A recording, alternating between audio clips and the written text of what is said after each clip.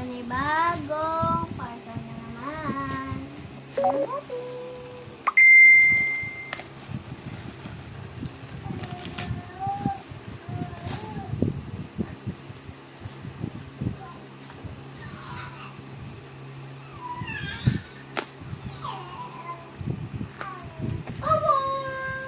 Pampaganda pala to, guys. Pampaganda pala. Kay mama.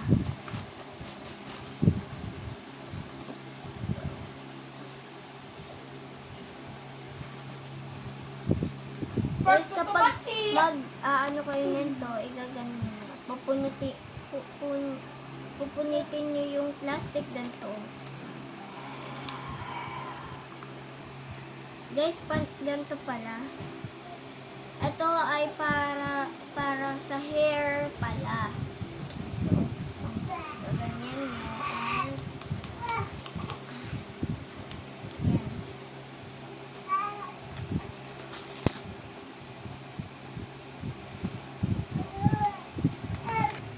Thank you everyone.